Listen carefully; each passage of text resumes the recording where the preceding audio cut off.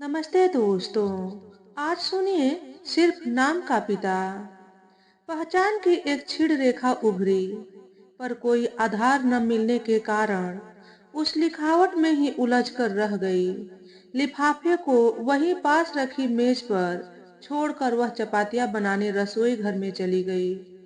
अब 1-2 घंटे में राहुल और रत्ना दोनों आते ही होंगे। कॉलेज से आते ही दोनों को भूख लगी होगी और माँ माँ करके वे उसका आंचल पकड़कर घूमते ही रह जाएंगे। मातृत्व की एक सुखद तृप्ति से उसका मन सराबोर हो गया। चपाती डब्बे में बंद कर वह जल्दी जल्दी हाथ धोकर चिट्ठी पढ़ने के लिए आ खड़ी हुई। पत्र उसके ही नाम का था, जिसके कारण वह और भी परेशान हो उठी। उसे पत्र कौन लिखता? भूले भटके रिश्तेदार कभी हाल चाल पूछ लेते, नहीं तो राहुल के बड़े हो जाने के बाद रोजाना की समस्याओं से संबंधित पत्र उसी के नाम से आते हैं। ले देकर पुरुष के नाम पर वही तो एक है।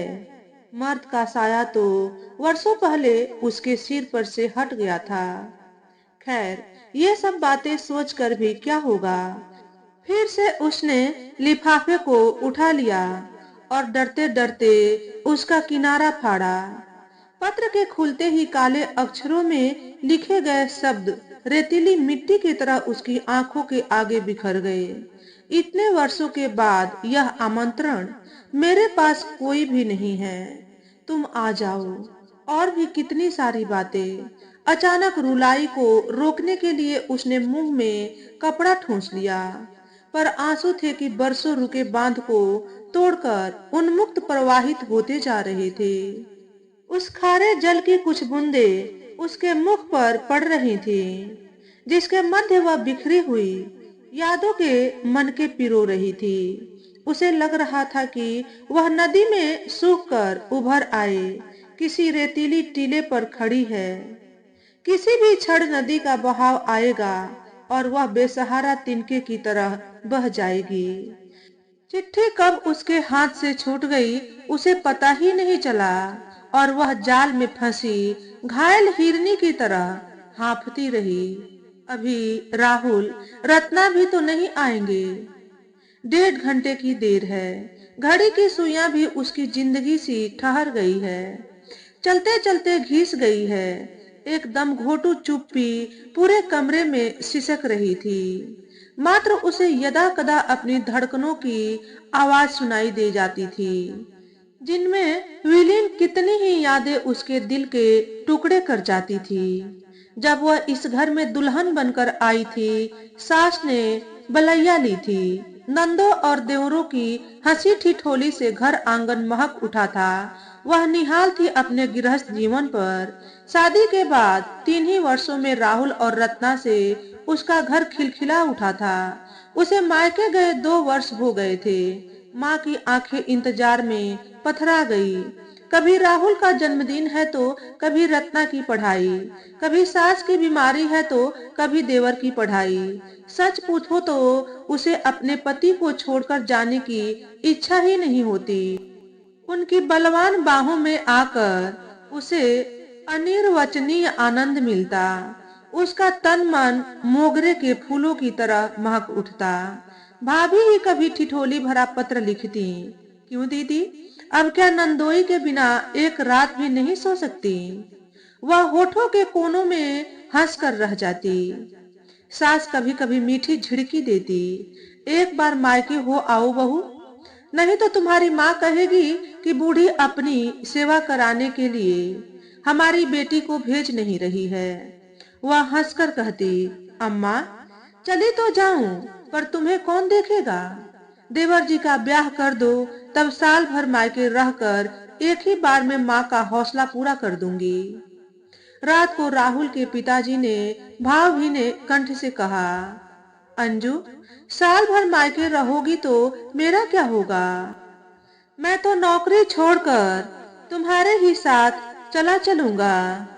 उनके मधुर हास्य में पति प्रेम का अभिमान भी मिला होता, पर उसे क्या पता था कि एक दिन यह सब कुछ रेतीली मिट्टी की तरह बिखर जाएगा। राहुल के पिताजी के तबादले की सूचना दूसरे ही दिन मिल गई थी। उन्होंने बहुत कोशिश की कि उनका तबादला रुक जाए, पर कुछ भी नहीं हो सका। आखिर उन्हें कोलकाता जाना ही पड़ा। जाने के बाद कुछ दिनों तक लगातार उनके पत्र आते रहे। सप्ताह में 2-2, 3-3 माँ ने कई बार लिखा, अब तो जवाई भी नहीं है, इधर ही आजा, अकेली का कैसे दिल लगेगा। वह लिखती, अम्मा अकेली कहाँ हूँ, सास है, देवर है, अब तो मेरी जिम्मेदारी और भी बढ़ गई है, मेरे सिवा कौन देखेगा इन्हें। फिर भरोसा था कि राहुल के पिताजी शीघ्र ही बुला लेंगे। धीरे धीरे सब कुछ खंडित हो गया। उनके विश्वास की तरह लिफाफे से अंतर्देशीय, फिर पोस्ट कार्ड, और तब एक लंबा अंतराल। पत्र भी बाजार भाव की तरह महंगे हो गए थे। बच गए थे मात्र उसके सुलगते हुए अरमान। सास देवर का रवैया भी अब सहानुभूतिपूर्ण नहीं रह गया था।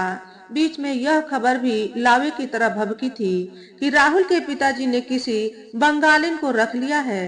पहले उसे यकीन नहीं आया था, पर देवर के साथ जाकर उसने जब अपनी आंखों से देख लिया तो बरसों से ठंडी पड़ी भावनाएं राख में छिपी चिंगारी की तरह सुलग कर धुआं देने लगी।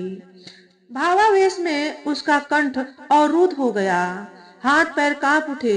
उसने राहुल के पिता के आगे हाथ जोड़ दिए। मेरी छोड़ो, इन बच्चों की तो सोचो जिन्हें तुमने जन्म दिया है। कहाँ लेकर जाऊंगी मैं इन्हें। आगे की बात उसकी रुलाई में ही डूब गई। जवाब उसके पति ने नहीं, उस सौत ने ही दिया था। यहाँ पर काहे को रोना धोना कुर्ता है।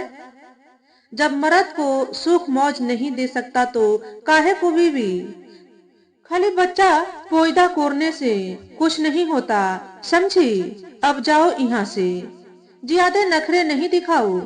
वह एक क्षण उसे नजर भर कर देखती रही। सांवले से चेहरे पर बड़ा गोल टीका, पूरी मांग में सिंदूर, पैरों में आलता और उंगलियों में बिछुआ। उसमें कौन सी कमी है। वह भी तो पूरी सुहागिन है, मगर वह भूल गई कि उसके पास एक चीज नहीं है, पति का प्यार। पर कहाँ कमी रह गई उसके प्यार में। पूरे घर को संभाल कर रखा उसने, उसी का यह प्रतिफल है। हताश से उसकी आत्मा ने फिर से संघर्ष चालू किया। मैं तुमसे नहीं, अपने पति से पूछ रही हूँ। ओए होए, कौन सा पति। वो हमारा होए, पहले तो बांध के रखा नहीं, अभी उसको ढूंढने को आया। खाली बिहार करने से नहीं होता, मालूम होना चाहिए कि मर्द क्या मांगता है। अब जाओ भी, कहते कहते उसने धक्का दे दिया। रत्ना भी गिरकर चिल्लाने लगी। उसे अपने आप पर क्षोभ हुआ। काश वह इतनी बड़ी होती कि पति को छोड़कर चल देती, या वह इतने निम्न स्तर की होती कि इस औरत को गालियां देकर उसका मुंह बंद कर देती और उसकी चूटियां पकड़कर घर से बाहर कर देती। पर अब तो बाजी किसी और के हाथ थी। लेकिन उसके देवर से नहीं रहा गया। बच्चों को पकड़कर उसने कहा, बोलो भैया, क्या कहते हो। अगर भाभी से नाता तोड़ा तो समझ लो हमसे भी नाता टूट जाएगा। तुम्हें हमसे संबंध रखना है कि नहीं। भैया चलो हमारे साथ, मेरा किसी से कोई संबंध नहीं।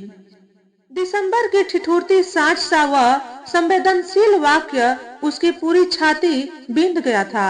अचेत हो गई थी वह। होश आया तो देवर उसके सिरहाने बैठा था और दोनों बच्चों ने निरीह गौरैया से सहमे हुए उसे देख रहे थे। अब चलो भाभी, यहाँ रहकर क्या करोगी। तुम जरा भी चिंता मत करो, हम लोग हैं ना तुम्हारे साथ। और फिर देखना, कुछ ही दिनों में भैया वापस आएंगे। बिना किसी प्रतिक्रिया के वह लौट आई, पर इसी एक घटना से उसकी पूरी जिंदगी में बदलाव आ गया। कुछ दिनों तक तो घर वालों का रवैया अत्यंत सहानुभूतिपूर्ण रहा। सास कुछ ज्यादा ही लाड दिखाने लगी थी, पर एक कमाऊ पुत का बिछो उनको साले जा रहा था। देवर की नौकरी लगते ही देवर की भी आंखें बदलने लगी थी। न तो सास के हाथों में दुलार ही रह गया था और न देवर की बोली में प्यार। बच्चे उपेक्षित होने लगे थे। देवर की शादी के बाद वह भी घर की नौकरानी बनकर रह गई थी। अपनी उपेक्षा तो वह सह भी लेती, पर दिन बिगड़ते हुए बच्चों को देखकर उसका मन ग्लानि से भर उठता। आखिर कब तक वह इन बातों को सह सकती थी। माँ के ढेर सारे पत्रों के उत्तर में वह एक दिन बच्चों के साथ स्वयं ही वहां पहुंच गई। बरसों से बंधा धीरज का बांध टूटकर रह गया और दोनों उस अविरल बहती अजस्र धारा में बहुत देर तक डूबती उतराती रही थी। माँ ने कुमलाए हुए चेहरे पर एक नजर डालकर कहा था, जो हो गया उसे भूल जा, अब इन बच्चों का मुंह देख। पर माँ के यहाँ भी वह बात नहीं रह गई थी। पिताजी की पेंशन से तो गुजारा होने से रहा। भैया भाभी मुंह से तो कुछ नहीं कहते, पर उसे लगता कि उस सीमित आय में उसका भार उन्हें पसंद नहीं। तब उसने ही माँ के सामने प्रस्ताव रखा था कि वह कहीं नौकरी कर लेगी। माँ पहले तो नहीं मानी थी, लोग क्या कहेंगे, बेटी क्या मायके में भारी पड़ गई। पर उसने ही उन्हें समझाया था, माँ, छोटी छोटी आवश्यकताओं के लिए भैया पर निर्भर रहना अच्छा नहीं लगता। कल बच्चे बड़े होंगे तो क्या उन्हें भैया के दरवाजे का भिखारी बनाकर रखूंगी। माँ ने बेमन से ही उसे अनुमति दी थी। कहाँ कहाँ उसने पापड़ नहीं बेले, कभी नगरपालिका में क्लर्क बने, तो कभी किसी की छुट्टी की जगह काम किया। अंत में जाकर मिडिल स्कूल में अध्यापिका की नौकरी मिली। छोटे बच्चों को पढ़ाते पढ़ाते बच्चे कब बड़े हो गए उसे पता ही नहीं चला। और आज तो इस स्थिति में आ गई है कि अब राहुल 4 पैसे का आदमी हो जाएगा, तो वह नौकरी छोड़कर निश्चिंत हो जाएगी।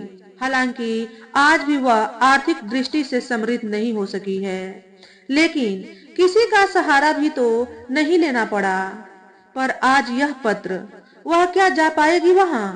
इतने वर्षों का अंतराल, राहुल के आने के बाद ही उसकी तंद्रा टूटी। वह पत्थर की मूर्ति की तरह थी। उसे झकझोरते हुए राहुल ने चिट्ठी लपक ली। माँ, तुम्हें क्या हो गया है बेटे? और वह राहुल का कंधा पकड़कर रोने लगी। मैं क्या करूं माँ, तुम वहां नहीं जाओगी। राहुल, हाँ माँ, उस आदमी के पास जिसने आज तक यह जानने की जुर्रत नहीं की कि हम लोग कैसे जीते हैं। तुमने कितनी मेहनत से हमें पाला है, तुम्हें ना सही पर हमें क्यों छोड़ दिया। माँ, तुम अगर समझती हो कि हम लोग बुढ़ापे में तुम्हारा साथ छोड़ देंगे तो विश्वास रखो, ऐसा कभी नहीं होगा। मैं शादी ही नहीं करूंगा। माँ, तुम उन्हें बर्दाश्त कर सकती हो क्योंकि वे तुम्हारे पति हैं, पर हम कैसे बर्दाश्त कर लेंगे उसे, जो सिर्फ नाम का हमारा पिता है। कभी उसने दायित्व निभाने का सोचा भी नहीं। तुम अगर जाना ही चाहती हो तो जाओ, पर याद रखो मैं साथ नहीं रह पाऊंगा। उसकी आंखों से अनवरत बहते आंसुओं ने पत्र के अक्षरों को धो दिया और वह राहुल का सहारा लेकर उठ खड़ी हुई। तो दोस्तों, आज के वीडियो में बस इतना ही। अगर हमारे द्वारा बताई गई कहानी थोड़ी सी भी अच्छी लगी हो तो वीडियो को लाइक और शेयर करें। चैनल पर पहली बार आए हो तो चैनल को सब्सक्राइब करके बेल नोटिफिकेशन को ऑल पर सेट कर लें, ताकि आपको ऐसे ही अच्छे अच्छे वीडियो देखने को मिले। हमेशा खुश रहें, हमेशा स्वस्थ रहें। वीडियो देखने के लिए आपका बहुत बहुत धन्यवाद।